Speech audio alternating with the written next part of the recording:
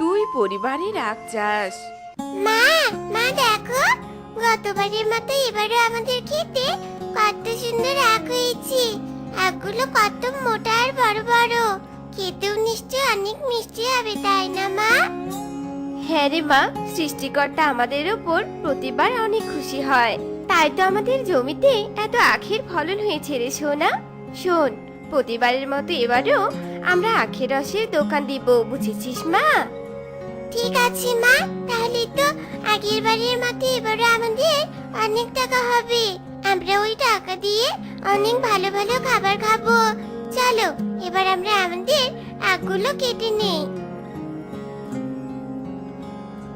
এই কথা বলে টুনি আর টিং টিং তাদের আখ জমি থেকে আখগুলো তুলে ফেলে, আর তারপর আখের রসের মেশিন নিয়ে সেই আখ থেকে রস বের করে, আর সেসব রস বাজারে বিক্রি করতে থাকে। রস নিয়ে যাও গো, টাটকা টাটকা আখের রস নিয়ে যাও, নিয়ে যাও। একদম সবার চোখের সামনে থেকে মেশিন দিয়ে আখের রস বের করে দিব। এসো এসো, কে কে খেতে চাও? আখের রস নিয়ে যাও, আখের রস। আহা, টুনির রস বিক্রি করা দেখে আমার প্রচন্ড তেষ্টা পেয়ে গেল। মনে হচ্ছে টুনির এমন মিষ্টি মিষ্টি আখের রস দিয়ে আমার শুকনো গলাটা একবার ভিজিয়ে নেই। যজ্ঞ, তোমার মতো আমারও টুনির আখের রস খেতে ইচ্ছে করছে। চলো আমরা আর কিছু না ভেবে টুনির কাছে গিয়ে 2 গ্লাস টাটকা আখের রস খাই। টুনি, ও টুনি, আমাদের দুজনকে 2 গ্লাস আখের রস দে তো, বড্ড তেষ্টা পেয়েছে রে। আখের রস তো আমি তোমাদের দিব, কিন্তু আগের বারের পাওনার টাকা আমাকে শোধ করে দাও। আগের বারও তুমি আমার আখের রস খেয়েছিলে, মনে আছে? টুনি, তোর এত বড় সাহস, তুই আমাদের কাছ থেকে টাকা চাস? ভালোই ভালোই আমাদের রস খেতে দে বলছি, তা না হলে তোর এমন ক্ষতি করব যে সারা জীবন মনে থাকবে, বুঝেছিস? কি ক্ষতি করবে তোমরা আমার শুনি? তোমরা দুজন তো অলস, কাচ্চোর, অন্যের জিনিস কেড়ে নিয়ে খাওয়া তোমাদের স্বভাব। যাও তো যাও, আখের রস কেনার জন্য টাকা নিয়ে এসো, তারপর বড় বড় কথা বলো, যাও। আমাদের সাথে এমন খারাপ ব্যবহার করে একদম ভালো করলি না তুই টুনি। কাকদের সাথে তুই পাঙ্গা নিস। বন্ধুরা, তোমরা দেখবে কিন্তু টুনির আমি কি হাল করি। কাকুলি, চলো বাড়ি ফিরে চলো। এই কথা বলে কাকলি আর যজ্ঞ তাদের বাড়িতে ফিরে যায়, আর বাড়িতে বসে কাকলি রাগে অপমানে যজ্ঞকে বলতে থাকে, যজ্ঞ, তোমার জন্য টুনি আমাদের অপমান করার সাহস পেল।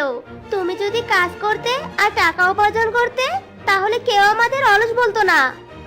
আরে আরে কাকুলি, তুমি দেখো এই অপমানের বদলা আমি কি করে নেই। শোনো, আমি পূর্ব দিকের জঙ্গলে কিছু আখ দেখেছি, চলো ওই আখগুলো আমরা দুজনে কেটে নিয়ে আসি, আর টুনির মতো আখের রসের ব্যবসা শুরু করে দেই। আমরাও টুনির মতো আখের রস বিক্রি করে অনেক টাকা পাবো, বুঝেছো? তুমি সত্যি জানো তো পূর্ব দিকের জঙ্গলে আখ পাওয়া যায়? চলো তবে সেই আখ আমরা এক্ষুনি কেটে আনবো। এই কথা বলে যজ্ঞ আর কাকলি উঠতে উঠতে পূর্ব দিকের জঙ্গলে চলে যায়, আর একটা বাঁশঝাড়ে গিয়ে ওরা থেমে পড়ে। বাঁশগুলো দেখতে ছিল চিকন চিকন আখের মতো। দেখেছো কাকুলি, আমি বলেছিলাম না এখানে অনেক আখ পাওয়া যায়। দেখো দেখো, চারপাশে কত আখ। এসব কেমন আখ গাছ যজ্ঞ? এত বড় বড় আখ তো আমি আগে কখনো দেখিনি। টুনির আখগুলো তো ছোট ছোট। তুমি নিশ্চিত তো যজ্ঞ এগুলোই আখ? আরে হ্যাঁ হ্যাঁ কাকুলি, তোমার কি আমার উপর কোনো বিশ্বাস নেই? এগুলো বিদেশি আখ, বুঝেছো? নাও নাও, আখ কাটা এবার শুরু করো তো। এ কথা বলে যজ্ঞ আর কাকলি দুই বোকা মিলে বাঁশ গাছগুলোকে আখ মনে করে কেটে ওদের বনে নিয়ে যায়, আর ওরা আখের রস বানানো মেশিন নিয়ে টুনির রসের দোকানের পাশে তাদের দোকান দেয়। আখের রস খাবে কে? মোটা মোটা আখ, এসো এসো, রসের দোকানের কাছে এসো। রস খাবে কে? রস। যজ্ঞ কাকের দোকানে ওগুলো কেমন আখ? দেখতে একদম বাঁশের মতো মনে হচ্ছে। যাই, একটু কাছে গিয়ে দেখি তো। কিরে টুনি, নিজের রসের দোকান ছেড়ে বুঝি আমার আখের রস খেতে এলি? দেখেছিস কত বড় বড় আখ এনেছি রস বেচবো বলে। যা যা, তোর সুখের দিন এবার শেষ। বনে সবাই আমার দোকানে আখের রস খাবে, তুই তো রসের দোকানে বসে মাছি তারা, বুঝেছিস? তুমি ঠিকই ধরেছো কাকুলি দিদি, আমি তোমাদের দোকানে রস খেতে এসেছি। এত বড় বড় আখ যে আমি কখনোই দেখিনি। দাও দেখি তোমাদের আখ থেকে রস বের করে খেয়ে দেখি কেমন স্বাদ। হ্যাঁ হ্যাঁ টুনি, রস বানিয়ে দিচ্ছি। এমন রস বানিয়ে দিব না, খাবি তো খাবি, রসের গ্লাসও চাটবি, বুঝেছিস? এ কথা বলে যজ্ঞ তার কেটে আনা আখ মেশিনে ঢুকিয়ে দেয়, কিন্তু যজ্ঞর আখ থেকে কোনো রস বের হয় না। আরে আরে, এ কি, আমার আখ থেকে রস কেন বের হচ্ছে না? হায় হায়, আমি ঠিকই ভেবেছিলাম। আরে বোকা কাকুলিও যোগ্য, এগুলো আখ নয়, এগুলো চিকন চিকন বাঁশ। তোমরা কি না বাঁশ কেটে এনে রস বানাতে চাইছো? সেই রস বিক্রি করে আমার সাথে পাঙ্গা নেবে? হায় হায় রে, তোমরা যে কি বোকা! তোমাদের মতো বোকা আমি আর দুটো দেখিনি, জানো? এ কথা বলে টুনি হাসতে হাসতে তার দোকানে ফিরে যায়। এদিকে কাকলি ও যজ্ঞ কাক বোকা মনে বনে চলে যায়। আর কাকলি রেগে যজ্ঞকে বলে, আগে আমি জানতাম তুমি অলস, কিন্তু বোকা এটা তো জানতাম না। তোমার জন্য আজ আবার টুনির কাছে লজ্জাকর অবস্থায় পড়তে হলো। কোনটা আখ কোনটা বাস এখনো চিনলে না? বারে, শুধু আমার দোষ? তুমিও তো কোনটা আখ আর কোনটা বাস চিনতে পারোনি। আচ্ছা ঠিক আছে, এসব কথা ভুলে যাও। শোনো, টুনিকে নাস্তানাবোধ করার জন্য আমার কাছে আর একটা বুদ্ধি আছে। আমাদের বনে টুনির পাশাপাশি ইগল আখ চাষ করেছে। চলো আমরা ইগলের জমি থেকে তার আখ চুরি করে নিয়ে আসি। ঠিক আছে চলো তবে, কিন্তু হ্যাঁ, আখের জমিতে যদি ধরা পড়ে যায় তবে ইগল কিন্তু কঠিন শাস্তি দেবে। আরে না না, আমরা কিছুতেই ধরা পড়বো না। চলো তো, একটু ঝুঁকি না নিলে কি টুনির ক্ষতি করতে পারবো? হ্যাঁ। এ কথা বলে যজ্ঞ কাকার কাকলি ইগলের আখ জমিতে যায় আর ইগলের আখ জমি থেকে আখ চুরি করে কাটতে থাকে। এদিকে যে ইগল বড় গাছের মগডালে বসে তার আখের জমির দিকে নজর রাখছিল, সেটা যজ্ঞ আর কাকলি কেউই টের পায় না।